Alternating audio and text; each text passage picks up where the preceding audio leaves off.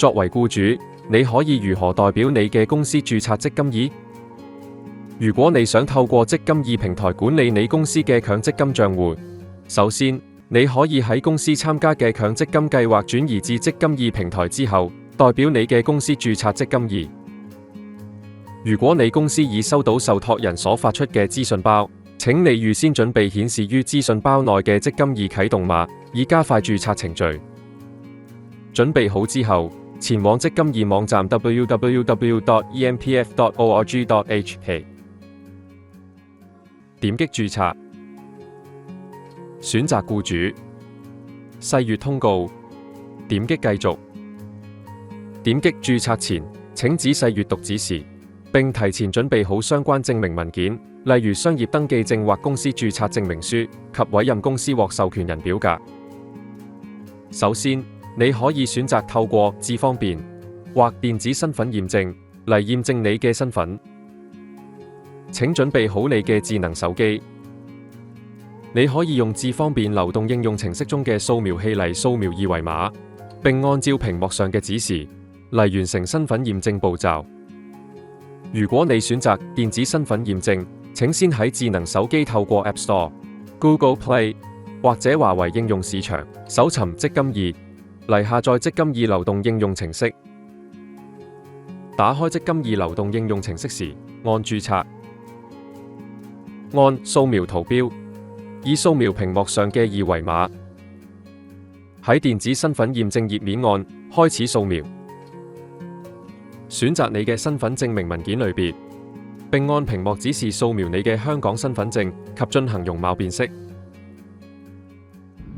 首先，確保你喺光線充足嘅環境下進行呢個步驟，然後手握住你嘅身份證，留意唔好俾手指遮擋到身份證上嘅資料。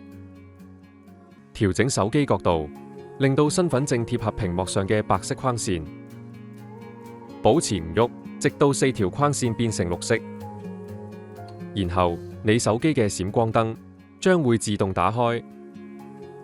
請保持身份證貼合框線，微調身份證嘅角度，將閃光燈嘅反射光點移至紅色格內，直到4條框線再次變成綠色，以完成正面認證。下一步，垂直手機並舉到你嘅視線水平，以進行容貌辨識。確保手機鏡頭可以完整影到你嘅樣，然後根據指示對鏡頭眨眼嚟驗證。然後部分你嘅個人資料已經自動填好，請喺仔細確認後按提交。完成後，按透過網頁註冊賬戶，以透過積金易網上平台繼續註冊。下一步，輸入公司獲授權人、聯絡人嘅資料及通訊方式，選擇以電郵地址或手機號碼接收一次性密碼進行驗證。輸入你收到嘅驗證碼，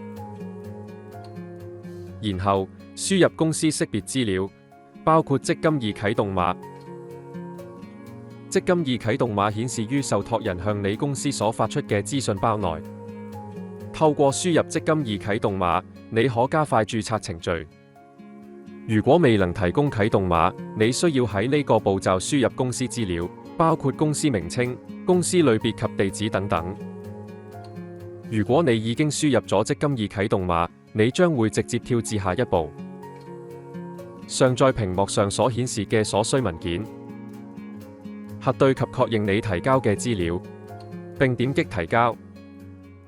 細閱條款及細則，點擊接受，你就可以成功提交積金易註冊申請。註冊成功後，你會喺2個工作天內以電郵或者短信收到啟動積金易嘅通知。註冊申請成功後，如何啟動積金易？你將會收到啟動積金易嘅確認通知。收到後，請前往積金易登入頁面 empf.org.hk， 斜動 ER， 斜動 LOGIN， 開始啟動步驟。點擊啟動，選擇僱主，輸入你嘅身份證明號碼及已登記嘅電郵地址或手機號碼，然後點擊發送一次性密碼。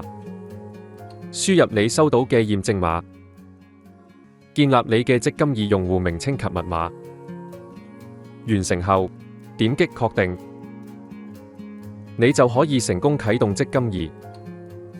而家開始，你可以登入並開始使用積金易平台嘅電子服務，包括登記強積金計劃、為僱員登記強積金計劃、處理強積金供款等。